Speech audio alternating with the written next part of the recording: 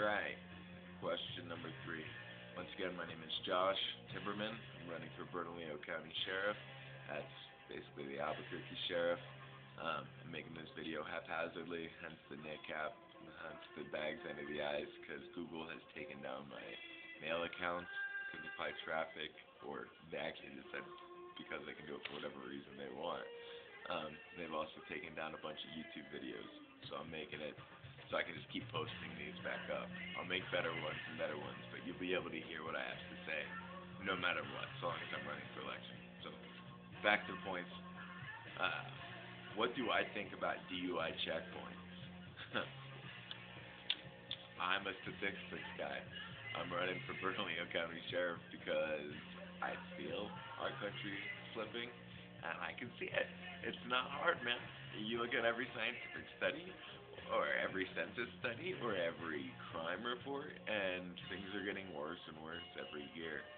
Uh, just, just constantly. The DUI checkpoints, they're not really working. All I know, when there's DUI checkpoints, my friends call each other, figure out where they are, and then figure out alternative routes home. They don't stop drinking, and most people in Albuquerque don't. So what do I propose instead? Better safe ride programs. The same thing I'm talking about, bringing our community together. Well, Matt, Mothers Against Drunk Driving, why don't you volunteer some time? If you put so much work towards that with all your ribbons and getting together and saying, yeah, we hate drunk drivers, not that I'm a fan of them, but why don't you take that time and offer your vehicle at 2 o'clock in the morning, once, twice a week for a few hours. Literally, just drive drunk people home. Accept tips. That's it. Just be a volunteer. I'm sure we can start a city program that, tracks mileage and helps you out with your gas a little bit. These are programs that are going to save lives, endless lives. And it's because you have to spend a little bit of money up front in preventative crime, or crime prevention, and spend a whole lot of money later when you got victims, when you've got wrecked cars, when you've got police hours and everything on the time scene, when you've got families that are torn apart because someone's in jail, or because they spent all their money on getting the interlock put in their car and all the other fines on top of it. Now they want to take your car on first offense. Give the freedom back, man. If you want to use that many more police out on weekend nights, I'm all for it. But have them follow real suspects. Have them actually use that 242 cop thing where they call and say, look, there's a drunk driver, he's swerving all over the place. Great, a cop can get behind him, check it out.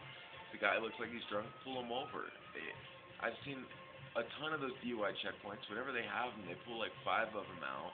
The smallest amount of cars I've ever seen at one is like 10, and I've seen it for like 40. That's a lot of manpower. And imagine if we was just driving around the streets and acting in preventative crime.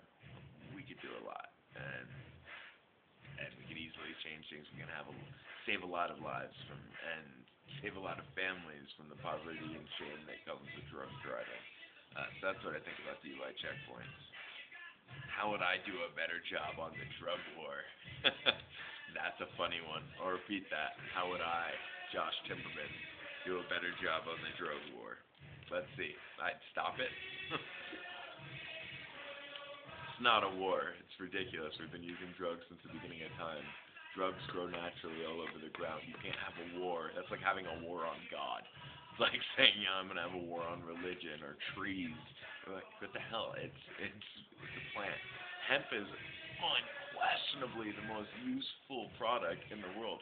The non-THC containing hemp has over 400 commercial uses in it. You can make fuel, you can make clothes, you can make, freaking name it, man. It's 10 times more useful than cotton. So my view on that is I don't subscribe to any one particular religion, but I do find myself to be an extremely spiritual person. So anything that grows naturally, such as an opium poppy, such as the marijuana plant or a hemp plant, or even the cocaine leaves, the coca plant, okay, let it grow naturally. Let people chew on it. You're not going to then have the problems of people cultivating it into cocaine or heroin. And then, yes, of course you're still going to have those problems. I'm not talking about making a utopia here. You're still going to have people that get addicted to hardcore drugs. So what do? You save that money that you spend on putting all these non-violent drug offenders in jail, and and you put them in rehab programs. You actually do the research that it needs to find out how to fix these people. Addiction is a disease. It's it's not a social failure or anything like that. So I fight the drug war by eliminating it. As far as synthetic drugs, as sheriff, I'll lighten the crimes, I'll lighten the punishments, and definitely recommend rehab a hell of a lot more for any kind of nonviolent drug issue. And I'll also push to have every drug decriminalized and better controlled, because it's not only is it a better way for us to have more resources than the government, but it's going to create a lot less crime all around, which of course then creates a happier people, which creates a lot more resources for the government, and everybody's happy. Right. Go ahead. How much time?